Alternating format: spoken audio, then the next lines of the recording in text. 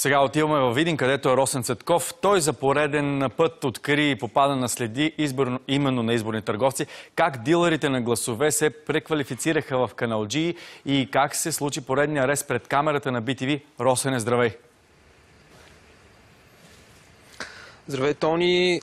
Това, което видяхте вчера, сега ще ви го разкажем по-подробно с помощта на лицето под прикритие, което всъщност влезе във всички схеми. Нека припомним на нашите зрители. 2 изборни търговци бяха арестувани след наше разследване, след като ни предоставиха списък с много имена. Но по-важното, мисля, в този случай е, че те се занимават и с още един печеливш бизнес в района – каналджийството. Нека сега видим всъщност какво заснехме в последните седмици тук в района на Видин. Не е само аз не игра, само в тази игра. Трима души. Брой.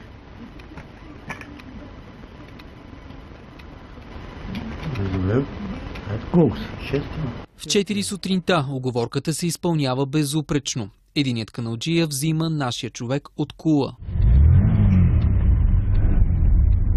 Нещо гранична полиция. Че имаме по някакъв път контролиране. По пътя до село. Да. Има да викнем работници. Да, бе, да. Тръгвам. Ще викаме. Горе, колко човек си прекарал? Една 3000 човек. След около час границата е достигната и каналджията оставя нашия човек сам да продължи напред. Това ти е сръбско. Тук на да. Поставеното ни лице се разхожда на сръбска земя часове наред, необезпокояван от полицията. Това е една от граничните пирамиди, която видях точно на браздата. Колко човека ще са? 27 човека също. Колко? 27. Чакай. Да, ама само, че по секции, знаеш ли кое къде? Слушай, половината са тук. Да. Половината в детка, половината в училището, половината в онова. Чекай, бе, колко пари трябва ти дам? 107 по колко ще да е? По 70. Да. Така, ако свършите работа, ви давам по 15 на човека.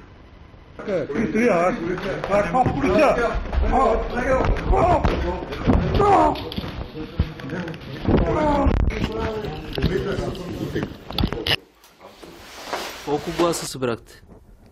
За кое? За изборите. За кои избори става въпрос? За изборите утре. Той ми бутна тази тетрадка. Каква е тази тетрадка? Не знам, той ми бутна в якито. Що не бъдеш искрен с нас? Мисля, ние гледахме, има записи с скрита камера, ти показваш още преди дни тази тетрадка. Видяхме ти имената там. Не съм ги подготвил. Той каза, че ще не е по 20 лева да гласувам за тях. Защо се занимавате с каналджийство? Не се занимаваме ние. Прекарахте нашия човек до Сърбия. Кой? Ето този. Кой човек? Ето тук, този човек. Не е верно. Как не е вярно? Не е вярно. Имате връзка с каналджии. Вие самия казвате, че сте в схема с каналджии. Аз? Да. Не е вярно. За изборите кажи, съжаляваш ли за това, което си направил? Да, съжалявам, защото не трябваше да се съгласа.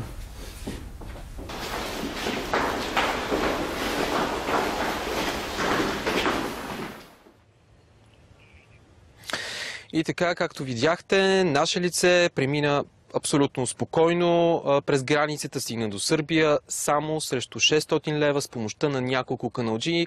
Част от тях го взеха от кула, други го закараха в село Големаново, близо до границата, и след това започна неговия път. Георги Каменов, това е лицето, което всъщност участва в схемите. Няма да видите неговото лице и от съображение за неговата сигурност, а и за да продължи да прави нови разкрития.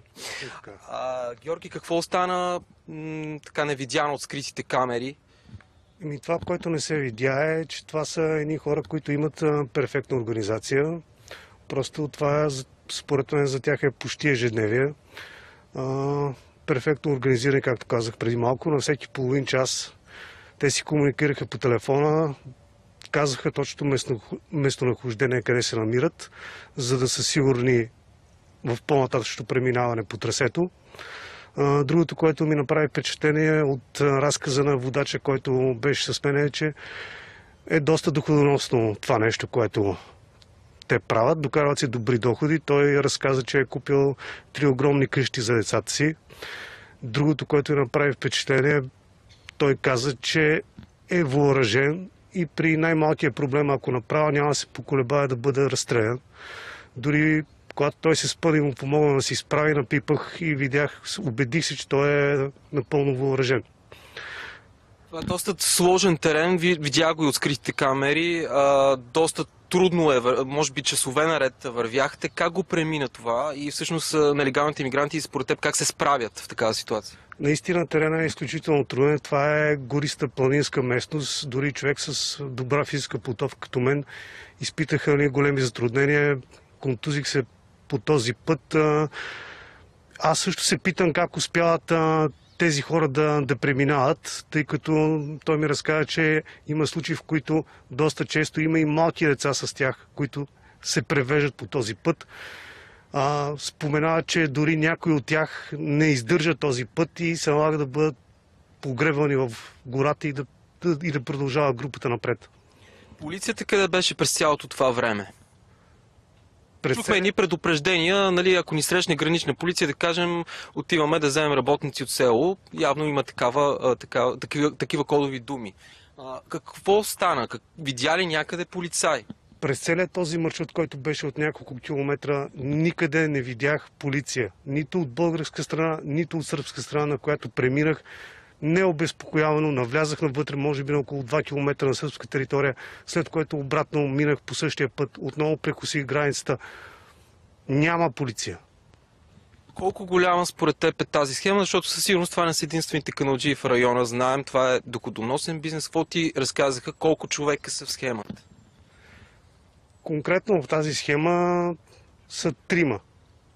Това са хората, които са на изборни търговци, както видях. Изборни търговци. Това са хората, които са на терен.